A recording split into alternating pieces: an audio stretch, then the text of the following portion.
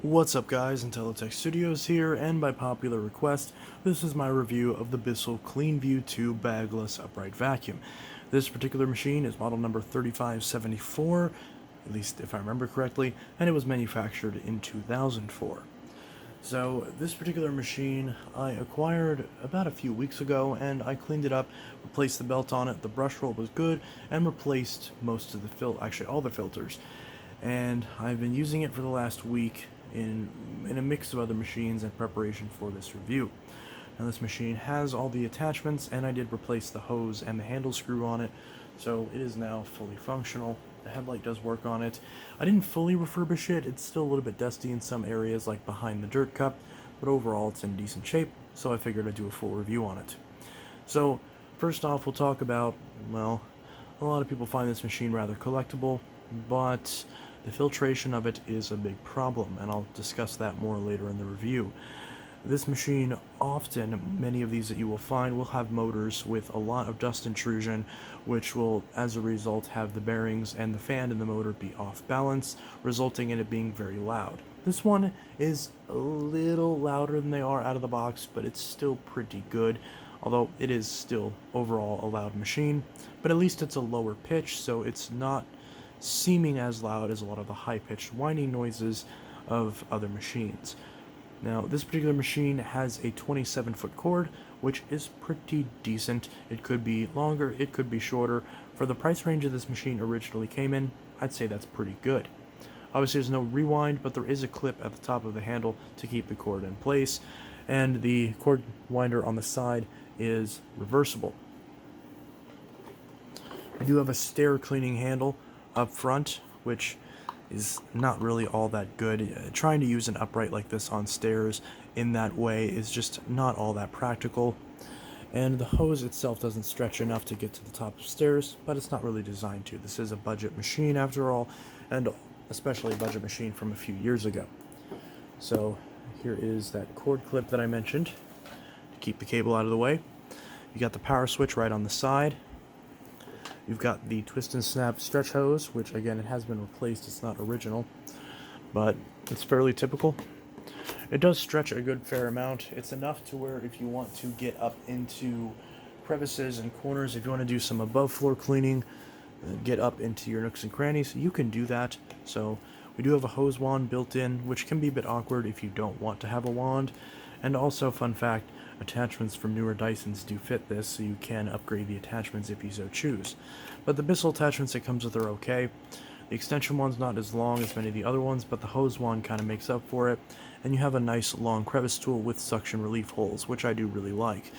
So with all of this combined, you get a good amount of reach. You also have a combo tool back here, which swivels, so you can select the upholstery side or the dusting brush side, and this is actually keyed so that way you can use the crevice tool as a secondary extension wand to get a better reach. So you can actually get a pretty good amount of reach with this. And of course with the dusting brush side, you can get it and do your dusting as well. Although this is way too stiff to be a proper dusting brush, it's good enough for getting your walls and dusting off your coffee tables. So it'll get the job done, but it's not the best quality brush. But the nice thing is that you can use Dyson attachments. So again, if you want to use a Dyson dusting brush or the Dyson tangle-free turbine, anything like that, all the ones designed for the newer uprights do in fact fit this. And then the combo tool snaps in right back here. The crevice tool slides back into the extension wand, and that slides in right back here, and the hose slots in just like that. You've got a carrying handle right back here. There's the cord. One thing I like about these machines is they are very simple to fix. The whole thing is held in with screws, and you can very easily pull it apart if you need to clear a clog or fix something. You've got a Hepa filter on the side, which I did replace, and you do have a headlight on the front. Now this dust cup setup is awful. You twist this. Some people will try to leave it in the center, but all the way to the right is locked, all the way to the left is unlocked. You pull this cup out. There's a separator right up here that you can twist out and wash. and you can see just the smell. This does clean very well. I did pretty much fill this cup after vacuuming my living room, but this does not filter well. This spews out a lot of dust, and it's not the best filtering machine in the world by any stretch of the imagination.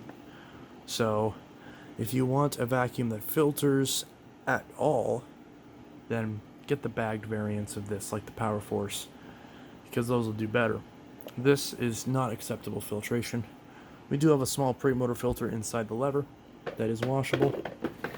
Oh yeah, and of course we have the inner and outer circular filters in this little bottom piece that twists off.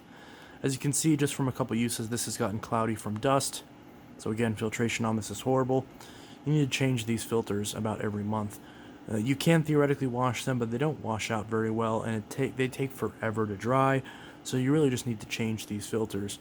And you know, ideally you change these filters every time you empty the cup, but that's not realistic, because since this does clean well, thankfully, you are going to fill the cup up very frequently, and you can't overfill it or you're going to spill dirt all over the inside of it. So you really need to change this filter about every month. And it says on the back just to change frequently. It doesn't say how long, but these inner outer circular filters you need to change every month roughly, and those filters are usually $10 a piece, but you can buy them from other places for cheaper. Sometimes they're upwards of $15. Oh, that smells bad. So again, it doesn't smell like anything bad, it's just a really dusty smell. So again, this is not going to be very good. If you have allergies or anything like that, this is not at all the vacuum to pick. You're going to have a lot of problems with it. This post-motor filter, I recommend replacing that about every year, which they're pretty cheap. Maybe every 6 months if you use it all the time. And that little filter in the lever, you usually don't have to worry about that. So that is that. You've got a height adjustment right there at the bottom, 7 positions. You got edge cleaning, which works okay. It's not great, but it gets the job done as far as edge cleaning goes. You do have side feed suction, so you get uneven cleaning, so keep that in mind. And this is the shorter cleaning path. They do make wider variants. I think this is the better width. The brush rollers have a pretty bad tendency to burn through bearings because a lot of hair will get stuck in the sides and melt them. So you want to keep the brush roller clean, but that's very easy. The bottom plate comes off with just a few screws, and it's very easy to keep the brush clean. And despite it not being an anti-tangle brush, it actually does a pretty decent job at resisting hair. So as long as you check up on it every time you change the filter, and change the belt maybe every 6 months to a year, depending on your usage, probably closer to every 6 months actually, then you should be good. So you have a lot of maintenance on this machine, and there's not very good filtration either. And because of how expensive the filters are, the bagged variant is going to be a better option, because at this point you're still wasting filters. You're actually going to be wasting more plastic in the filters than you would in the bags. Usually bags are worse for the environment because you're throwing away something that otherwise wouldn't be thrown away. But in the case of this machine, you're actually being more wasteful by replacing the filters than the bags. And like I said, those filters aren't very washable, so you can't really wash them anyways. So, you know, and it's a 2-piece filter. But the pleated part is especially what can't be washed. The outer foam part can be washed pretty easily, but they do fall apart pretty quickly as well. So again, you're gonna waste a lot more than with your bagged variant of this machine. Now, I'm not trying to sound negative, because obviously I do have a lot of nostalgia with these machines, but this one in particular is just not doing too well even after I change the filter. So we're going to do real quick a pickup test, and then we'll go from there. Now this machine does not have a brush roller shutoff, so it's not designed for bare floors. It's not to be used on bare floors unless you find a floor tool that attaches to the wand, which, like I mentioned, a lot of Dyson bare floor tools and Kenmore bare floor tools do fit this. So you can use those to use this on floors and basically use it like a pseudo canister. But as far as using the power head, again, you can't turn off the brush. You don't want to use it on bare floors because it could damage the housing, and it's also likely going to scatter debris, but we will see. Its performance on carpet is usually pretty good, so we will see how this does. I'm going to run it on both carpet, the transition, and bare floors. On my carpet, I have it on the medium-high setting, and when I switch to bare floors, I'm going to put it on the bare floor mode.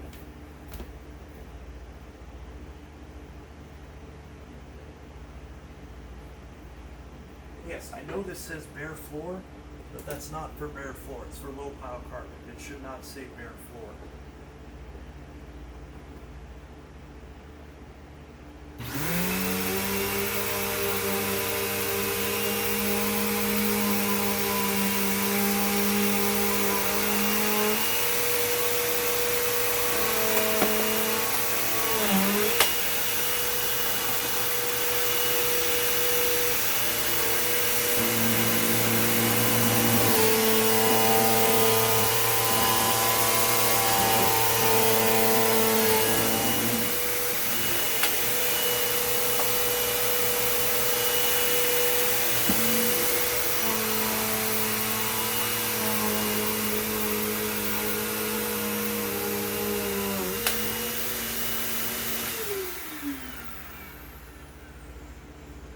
Okay, so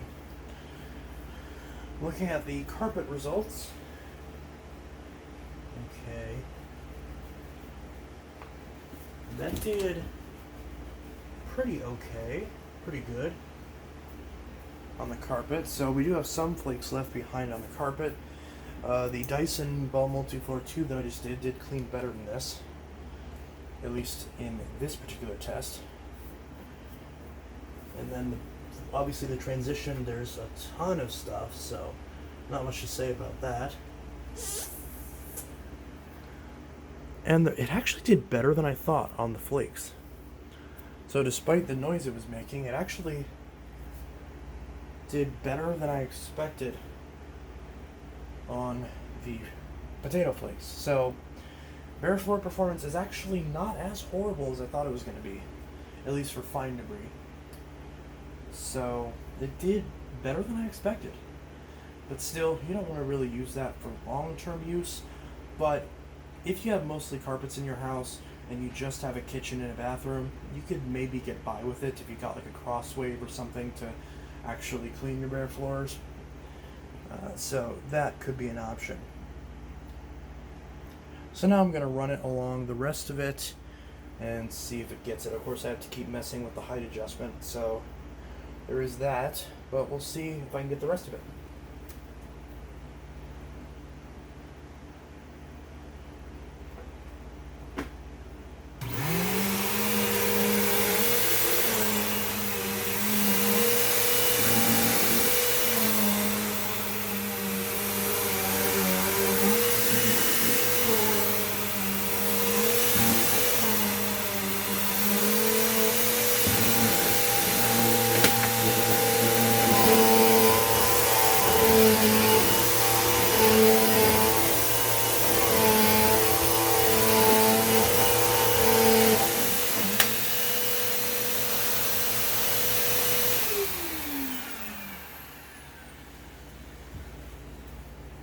Alright. Oh, that actually, wow, okay. That actually did better than I thought. That got all of it. Wow. I was not expecting it to do that well as far as picking up the fine debris off the floor. So, I expected this to really suck on floors to the point where I didn't even use it on floors before this test. But it actually did better than I expected. Okay, there you go. And carpet. You have a couple flakes missing. A couple flakes that it missed, but pretty decent. Could certainly do a lot worse. So, while these machines aren't necessarily CRI certified, I have actually witnessed these machines myself performing better than some machines that are approved by the CRI. So, I guess the official metrics on whether or not these machines clean well is still sort of up in the air. But based on my testing, these machines do clean carpets very well. So if you're on a budget, you could certainly use one of these to keep your carpets clean. Although there are better options that you might be able to find for around the same price if you're shopping thrift stores and used and all that. But of course, limited availability is going to kind of hurt what you can find. But That's not too bad. So honestly, the story of the CleanView 2 is pretty much the same as all of these other bagless Bissells. Is that the machine cleans well, the attachments are easy to use, the cord works, it's a very simple machine with very little that can go wrong, and as far as the fundamentals that a cheap vacuum would need to accomplish, it checks all those boxes. The problem is the filtration and the overall filter design and setup. It's horrible. It's even worse than I remembered. These filters get soiled so quickly. And I've heard some people say that the newer Bissells, like the newer CleanViews and Power Forces with the cyclonic designs, are worse than this, and that's just objectively false. The newer designs are better at filtration, and they're actually to the point where they're somewhat acceptable for budget shoppers. If you have one of these and it's your daily driver, even if you're a vacuum collector, please consider retiring it. And if you must have a bagless, and if it must be a Bissell that's a CleanView or a Power Force, please get a new one, because they will clean. They will clean about the same, and they'll filter much better, and they'll also use a bit less power as well. You won't get a headlight, which is sad, but other than that, you get a better machine. This is the reason why I had really good thoughts on the Sanitaire SO4110A. Now, I've had some people ask me to review the bagless variant, and this review is a good reason as to why I will not. Because there's zero reason to get it. Why would you pay more for a machine with worse filtration, with higher filter maintenance costs, where you still have to where you still have to sneeze and cough, and trying to empty this? It's impossible to empty this machine without dust splashing back in your face. Whereas something like a Dyson, it's a lot easier to empty the machine without dust splashing in your face. So if you empty, this is one of those machines where you have to empty it outside, no ifs, ands, or buts, and that's just not worth the hassle. When it's not necessary, you can very easily get a Bissell Power Force, whether it's an old style like this with the headlight, which you can still find those once in a while, and fix them up, or if it's one of the new styles that they still sell under the big green, the Sanitaire, or even the current standard version. Those are all going to be better machines than this because they filter much better, and they actually cost less to run. Because those Clean Fairy Hepa bags, where you can get 20 of them for $22, and that pack will last you almost 2 years depending on your usage, at least a year, if not 2 years. That's $20 a year on bags, versus if you're replacing this filter every 2 months at best, which is your best case scenario if you're using this every day, that's still going to be a lot more expensive if you're paying $10-12 for a filter every single time. And also the Hepa filter will last longer, and the motor will last longer because the bagged versions will be letting less dust through the motor, even if you use a crappy paper bag. So again, the filtration just ruins this, and even though I really did want to have this machine in the collection, I've decided that I'm not keeping it because this filter system is so awful that I'm not going to keep this. I'm going to sell at least most, if not all, of my Power Force baglesses and this machine as well. So if you want to buy it, feel free. This one isn't quite ready yet because I obviously have to clean it out again, but my Bissell 6579-2 Power Force bagless is for sale right now. I'm also selling both of my 6594-Ws and this. So there's, if you want one of these, then feel free to give me money for mine, because I don't want it. This is horrible. And yeah, so again, all the specs are good. It's just it filters so poorly that there's no point in using it. Because what good is it cleaning if it's just going to spew all that crap back into the room anyways? Because at least the newer Bissells don't do that unless you really abuse them. And the Dysons and Sharks of the world have sealed systems, so they don't have to worry about that. And I know some people will argue that, sure, but it's better than this. So, although this probably does clean better than both of those. Although the Dyson, it's pretty close, and in some ways the Dyson cleans better. This does clean better than a Shark, but at the end of the day, who cares? Because the Shark's an overall better vacuum. Because, again, the filter setup is much better. So, yeah. The belts are easy to find, the filter is easy to find, all that's good.